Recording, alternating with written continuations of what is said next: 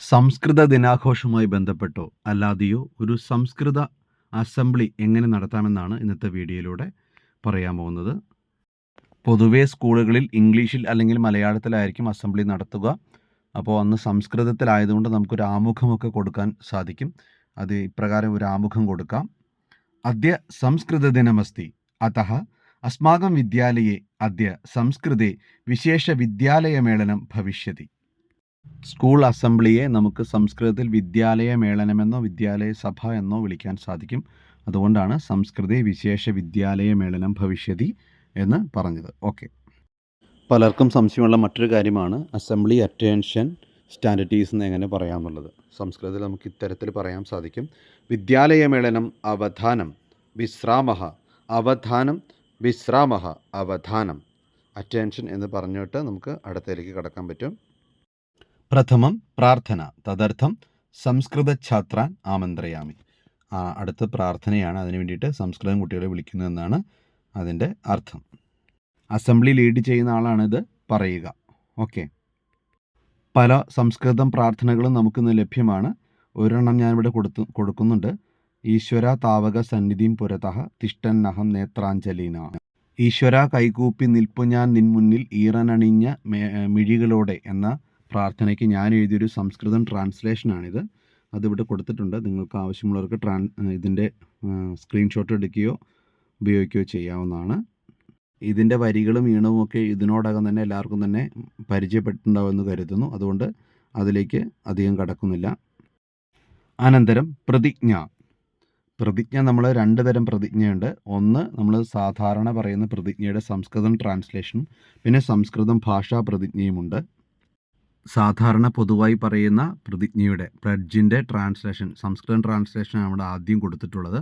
അത് ഇപ്രകാരമാണ്: ഭാരതം മമ രാഷ്ട്രം, സർവേ ഭാരതീയാഃ മേ ഭ്രാതരഃ, അഹം മമ രാഷ്ട്രേ സ്നിഹ്യാമി, തസ്യ സമൃദ്ധായാം നാനാവിധായാം ച പൂർവിക സമ്പത്തോ അഭിമാനി ച ഭവാമി, തദ്യോഗ്യതാം സമ്പാദയിതും സദാ യദിഷ്യേ ച, അഹം പിതരോ ഗുരുംശ്ച ആദരിഷ്യേ ബഹുമാനയിഷ്യേ ച, വിനയാന്യുത ഏവാഹം സദാ സർവൈഃ സഹ വ്യവഹരിഷ്യേ സർവേഷു പ്രാണിഷു ദയാലുർവർത്തിഷ്യേ ച, മമ രാഷ്ട്രായ രാഷ്ട്രീയേഭ്യശ്ച അഹം സമർപ്പയേ സ്വസേവാം, രാഷ്ട്രീയാണാം യോഗക്ഷേമ ഐശ്വര്യേഷു ഏവാഹം ആത്മനസന്തോഷം കലയാമി. ഇതിനുശേഷം ഭാഷാ പ്രതിജ്ഞയാണ്. എല്ലാ സംസ്കൃത ദിനങ്ങളിലും നമ്മൾ വിദ്യാലയങ്ങളിൽ പറയാറുള്ള ഭാഷാ പ്രതിജ്ഞ. അതിപ്രകാരമാണ്. ഇത് സംസ്കൃതം ക്ലബ്ബ് സെക്രട്ടറി അല്ലെങ്കിൽ കൺവീനറെ കൊണ്ട് പറയിക്കാവുന്നതാണ്. കുട്ടികളെ കൊണ്ട് പറയിക്കണം. സംസ്കൃതം മമ ജീവവാണി, തസ്യാഹ സമൃദ്ധായാം നാനാവിധായാം പൂർവിക സമ്പത്തോ അഭിമാനി ഭവാമി. സംസ്കൃത പഠനം മമ വിനയ ആത്മഗൗരവ സദാചാര സാമൂഹ്യബോധാദീനാം സദ്ഗുണാനാം വികാസായ പ്രഭാവയതി. വസുധൈവ കുടുംബകം സത്യമേവ ജയതേ സർവേ ഭവന്തു സുഖിനഃ ഇത്യാദിഭിഃ ആപ്തവചനൈഃ രാഷ്ട്രസ്യ അഖണ്ഡത ഐക്യം ച സംസ്കൃതഭാഷായാം സുരക്ഷിതമിതി വിവേചയാമി. അഹം ജാതിവർഗ സ്ത്രീപുരുഷഭേദബുദ്ധിം വിനാ സംസ്കൃതഭാഷാപഠനെ തഥാ പ്രചാരണേ ച സദാ സർവദാ പ്രയത്നം കരോമി. സ്നേഹമയീ മാതാ സ്വപുത്രാനിവ അന്യഭാഷാഃ അപി ആദരിഷ്യേ. ജയതു ജയതു സംസ്കൃതം. ഈ പ്രതിജ്ഞ നിർത്തി ഉചിതമായ രീതിയിൽ വേണം പറഞ്ഞു കൊടുക്കാനായിട്ട്. ഓക്കെ. സാധാരണ വിദ്യാലയങ്ങളിൽ എക്സസൈസ് അല്ലെങ്കിൽ മറ്റെന്തെങ്കിലും ചേർക്കാറുണ്ട്. അപ്പോൾ നമുക്ക് വേണമെങ്കിൽ ഒരു വെറൈറ്റിക്ക് പ്രാണായാമം വേണ്ടി ചേർക്കാം. പ്രാണായാമം എല്ലാവർക്കും തന്നെ അറിയായിരിക്കും. അത് നമുക്ക് ചേർക്കാൻ സാധിക്കും. എക്സസൈസ് ആണെങ്കിൽ വ്യായാമഃ, ഇനി പ്രാണായാമം ആണെങ്കിൽ പ്രാണായാമഃ. അനന്തരം വ്യായാമഃ അല്ലെങ്കിൽ അനന്തരം പ്രാണായാമഃ തദർത്ഥം ഗോപികാം രമേശം ആമന്ത്രയാമി. ഒന്നുകിൽ ഗോപിക, പെൺകുട്ടികളാണെങ്കിൽ ഗോപികയെ, അതായത് ആളുടെ പേരാണ് കേട്ടോ ഉദ്ദേശിച്ചത്. ഗോപിക എന്ന പേരിലെ കുട്ടിയാണെങ്കിൽ ഗോപികാം. അടുത്ത രമേശൻ എന്ന ആൺകുട്ടിയാണെങ്കിൽ രമേശം ആമന്ത്രയാമി. കുട്ടികളുടെ പേരനുസരിച്ച് ആൺകുട്ടിയാണെങ്കിൽ ആ രീതിയിൽ, പെൺകുട്ടിയാണെങ്കിൽ ആ രീതിയിൽ തന്നെ വിളിക്കുക. ഓക്കെ. അതിനുശേഷം വാർത്ത വായിക്കാൻ വേണ്ടിയിട്ടുള്ള സമയമായിരിക്കും. അപ്പോൾ നമുക്ക് പറയാം അനന്തരം വാർത്ത വായിക്കുന്ന ആൾ സംസ്കൃതി സമ്പ്രതി വാർത്താം ശ്രൂയന്താം. സംസ്കൃതത്തിൽ കുറച്ച് വാർത്തകൾ കേൾക്കാം. എന്താണ് പ്രവാചകഹ അല്ലെങ്കിൽ പ്രവാചകി. ആണാണെങ്കിൽ വായിക്കണമെങ്കിൽ ആൺകുട്ടിയാണെങ്കിൽ പ്രവാചകഹ, പെൺകുട്ടിയാണെങ്കിൽ പ്രവാചകി. ഉദാഹരണം കൊടുത്തിട്ടുണ്ട്. അനാമിക പ്രവാചകി അനാമിക പ്രവാചകഹ അരുൺ കൃഷ്ണ. സംസ്കൃതം വാർത്തകൾ നവവാണിയുടെ സൈറ്റിൽ, അതുപോലെ നമുക്ക് തന്നെ ജനം ടി വിയിൽ, അതുപോലെ തന്നെ ഇപ്പോൾ ഗ്രൂപ്പുകളിലൊക്കെ നിരവധി സംസ്കൃത വാർത്തകൾ വരുന്നുണ്ട്. അതൊക്കെ നമുക്ക് ഉപയോഗപ്പെടുത്താവുന്നതാണ്. അങ്ങനെ ആ വാർത്ത വായിക്കുക. ഈ വാർത്ത വായിക്കുമ്പോൾ നമ്മുടെ സ്കൂളിൽ സംസ്കൃത ദിനവുമായി ബന്ധപ്പെട്ട് ദിനാചരണവുമായി ബന്ധപ്പെട്ട് നടത്തുന്ന ആഘോഷങ്ങളുടെ അല്ലെങ്കിൽ ആ മത്സരങ്ങളുടെ പേരൊക്കെ വേണമെങ്കിൽ നമുക്കൊന്ന് പരാമർശിക്കാം. ഒരു ഉദ്ഘാടനമൊക്കെ ഉണ്ടെങ്കിൽ അതിൻ്റെ കാര്യങ്ങളൊക്കെ ഒന്ന് ഈ വാർത്തയിൽ പറഞ്ഞു പോകുന്നത് നല്ലതായിരിക്കും. ഇന്നത്തെ ചിന്താവിഷയം നമ്മൾ സാധാരണ അവതരിപ്പിക്കാറുണ്ട്. അതിനായിട്ട് അദ്യതന ചിന്ത എന്ന് പറഞ്ഞുകൊണ്ട് അത് പറയുന്ന ആളെ വിളിക്കാം.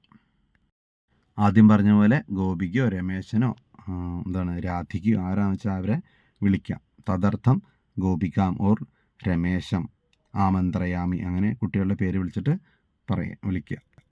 സാധാരണ അസംബ്ലി നടക്കുമ്പോൾ നമ്മൾ കുട്ടികൾ നിർമ്മിച്ച് എന്തെങ്കിലുമൊക്കെ പ്രദർശിപ്പിക്കാറുണ്ട്. ഒരു പോസ്റ്ററാണെന്ന് വിചാരിക്കുക. ഉദാഹരണമായിട്ട് അനന്തരം സംസ്കൃത ഛാത്രേഭ്യ നിർമ്മിതാന ഭിത്തിപത്രികാന പ്രദർശനം, അങ്ങനെ പറഞ്ഞിട്ട് ആ പോസ്റ്റർ എല്ലാവരും വന്ന് പോസ്റ്ററുകൾ വരച്ച പോസ്റ്ററുകളൊക്കെ ആശംസാ പോസ്റ്ററൊക്കെ ആയിരിക്കാം, അത് ഒന്ന് അവതരിപ്പിക്കുക അസംബ്ലിയിൽ. അതുപോലെ തന്നെ സംസ്കൃത അസംബ്ലിയിൽ നമ്മൾ ചിലപ്പോൾ നമ്മുടെ പാഠഭാഗങ്ങളുടെ ചെറിയൊരു സ്കിറ്റൊക്കെ കാണിക്കാറുണ്ട്, ചെറിയ ദൃശ്യാവിഷ്കാരം. അതിങ്ങനെ നമുക്ക് പറയാം. അനന്തരം പാഠഭാഗസ്യ ലഘുദൃശ്യാവിഷ്കാരാർത്ഥം ആഗച്ഛന്തി പഞ്ചമി കക്ഷ്യായാഹ ഛാത്രാഹ. ഞാനിവിടെ 5ാം ക്ലാസ് എന്നാണ് പറഞ്ഞത്. നിങ്ങൾക്ക് 6ാം ക്ലാസ്സോ 7ാം ക്ലാസ്സോ ഏത് ക്ലാസ്സെന്ന് വെച്ചാൽ ആ ക്ലാസ് അവിടെ പരാമർശിക്കുക.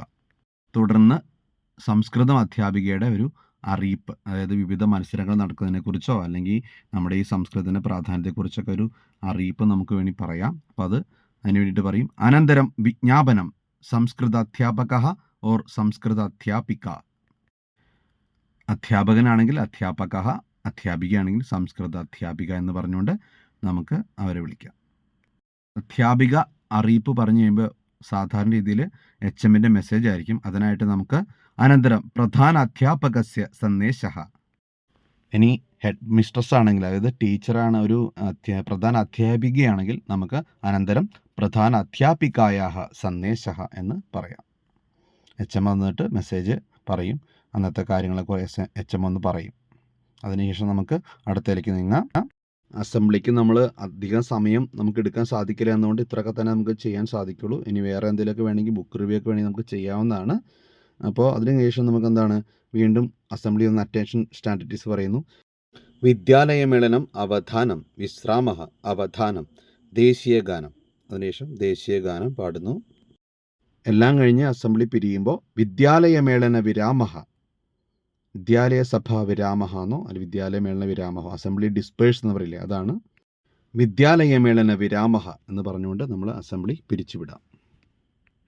ഇങ്ങനെ വളരെ എളുപ്പത്തിൽ നമുക്ക് ഒരു സംസ്കൃത അസംബ്ലി സംഘടിപ്പിക്കാനായിട്ട് സാധിക്കുന്നതാണ്. നിങ്ങളെല്ലാവരും ഇത് പരമാവധി ഷെയർ ചെയ്യുക, മാക്സിമം ഷെയർ ചെയ്യുക, സപ്പോർട്ട് ചെയ്യുക, സബ്സ്ക്രൈബ് ചെയ്ത് മറ്റുള്ളവർക്ക് കൂടി ഇത് പ്രയോജനപ്പെടാൻ വേണ്ടി സഹായിക്കുക. ഓക്കെ, ധന്യവാദः.